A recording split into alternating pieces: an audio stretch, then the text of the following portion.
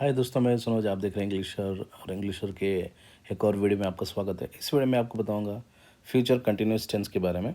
और future continuous tense में positive और नेगेटिव सेंटेंस किस प्रकार से बनाना है उसके बारे में आपको बताऊंगा।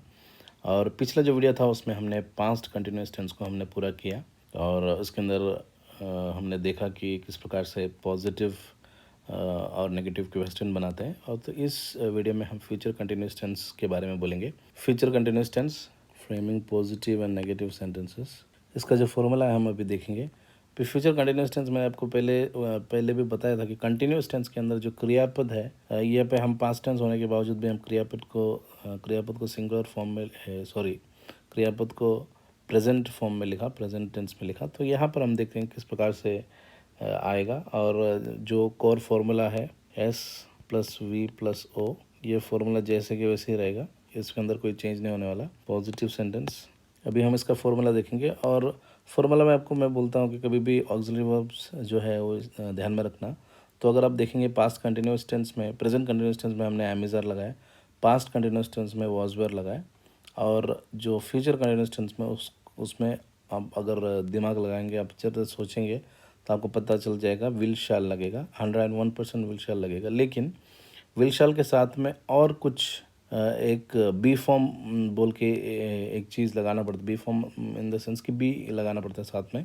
क्यों लगाना पड़ता है मैं आपको बताऊंगा। तो अभी फॉर्मूला बताता हूँ। Subject plus will shall plus be plus verb in present tense plus ING plus object. तो ये है फॉर्मूला। तो फॉर्मूला क्या है? Subject plus will shall plus be plus verb in present tense plus ING plus object. अब ये formula के हिसाब से हम देखेंगे कि ये फ्यूचर टेंस है। बी क्यों आया मैं आपको बताऊंगा। अभी फ्यूचर टेंस है, फ्यूचर टेंस है इसलिए विल और शाल आया। तो ये आपको समझ में आया होगा। और फॉर एग्जांपल अगर सिंपल फ्यूचर टेंस जो है, सिंपल फ्यूचर टेंस का अगर हम फॉर्मूला लेंगे तो subject plus will shall plus verb in present tense plus object, ये इस प्रकार से उसका फॉर्मूला रहेगा सिंपल फ्यूचर टेंस का। तो यहाँ पर हम देखते हैं कि will shall, subject plus will shall तो लगा लिया हमने। अब ये जो आईएनजी है ये कंटिन्यूस टेंस है इसलिए हमने आईएनजी लगाया।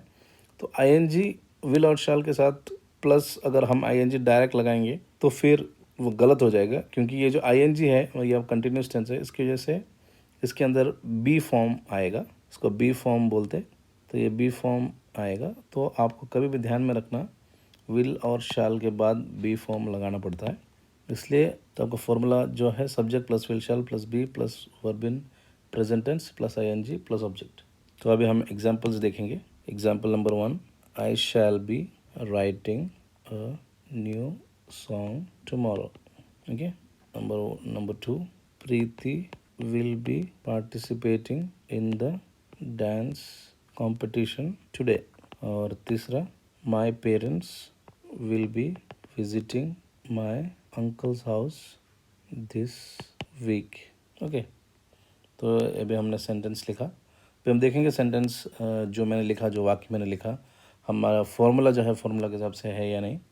तो सबसे पहले सब्जेक्ट आएगा, उसके बाद विल शैल आएगा। तो मैंने पहले जो बताया था विल शैल के जो रूल्स है, फर्स्ट पर्सन के साथ शैल आएगा, सेकंड और थर्ड पर्सन के साथ विल आएगा। वो आप यहाँ पे आप चाहिए तो अप्लाई कर सकते हो। तो मैंने वैसे लिखा है। तो subject plus will shall plus be, तो फिर I shall be writing a new song tomorrow. सबसे पहले करता आई, उसके बाद विल शैल, उसका जो शैल लगाया मैंने, क्योंकि ये आई जो है ये फर्स्ट पर्सन है इसलिए मैंने आई शैल।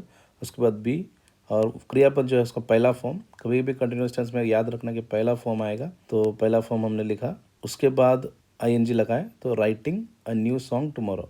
तो आपको अगर समझने के लिए इजी आपको बात को मैं कभी भी बताता हूँ, बता रहा हूँ कि आई जो है ये सब्जेक्ट है, इसके अंदर सिर्फ आई सब्जेक्ट है। शाल बी जो है ये ऑक्सिलरी वर्ब का पोर्शन है। शाल ऑक्सिलरी वर्ब है और बी जो है बी फॉर्म है। उसके बाद राइटिंग ये जो है ये क्रियापद है, और अ न्यू सॉन्ग टुमारो ये ऑब्जेक्ट है। ओके। तो आपको मैं एक वीडियो में मैं आपको बताऊंगा कि किस प्रकार से आप सेंटेंस को अलग अलग तरीके से पार्ट बाय पार्ट उसको डिवाइड कर सकते हैं, और सबको समझ में आएगा कि किस प्रकार से आपको सेंटेंस को आप डिवाइड कर सकते हैं। उसकी वजह से आपको सेंटेंस बनाने के लिए ईजी हो जाएगा। तो सबसे पहला सब्जेक्ट आई, उसके बाद विल शैल लगाया, उसके बाद बी, उसके बाद क्रियापद लिखा, उसका पहला form write ING plus object. Second क्या है? Preeti will be participating in the dance competition today. Preeti ये जो है ये सब्जेक्ट है, विल बी, विल और शाल लगाया और प्रीति जो है वो थर्ड पर्सन है इसलिए हमने विल लगाया, तो will be participating in the dance competition today. Okay, my parents will be visiting my uncle's house this week. Okay, अब इसको हिंदी में कैसे बोलेंगे, I shall be writing a new song tomorrow, मैं कल एक नया गाना लिख रहा होगा। Preeti will be participating in the dance competition today, Preeti dance competition में आज भाग ले रही होगी। My parents will be visiting my uncle's house this week, मेरे माता पिता इस सप्ताह या इस हफ्ता मेरे अंकल के घर विजिट कर रहे होंगे। ओके ना, तो भेंट दे रहे होंगे। आई होप कि आपको समझ में आया। तो ये है पॉजिटिव सेंटेंस का फॉर्मूला। तो I shall be writing a new song tomorrow, Preeti will be participating in the dance competition today. अभी हम नेगेटिव सेंटेंस बनाएंगे। आई होप कि आपको समझ में आया। बहुत इजी है, ज़्यादा कुछ हार्ड नहीं। फार्मूला के हिसाब से सेंटेंस में फार्मूला के हिसाब से जो कुछ लगाना वो लगा देने का, ईजी हो जाता। तो अभी नेगेटिव सेंटेंस बनाएंगे। नेगेटिव सेंटेंस में जैसा मैं आपको हमेशा बोलता हूँ, सिर्फ विल और शैल के बाद नॉट लगेगा। ओके, तो हम उसका फार्मूला लिखेंगे, subject plus will shall plus not plus be plus verb in present tense plus ING plus object. ये है हमारा फार्मूला। फार्मूला आपको थोड़ा सा बड़ा लग सकता है लेकिन बहुत इजी है, इसलिए आपको किसी भी तरह से फार्मूला देख के डरने की ज़रूरत नहीं कि ऐसा कैसा फार्मूला है। इजी है, सो डोंट वरी।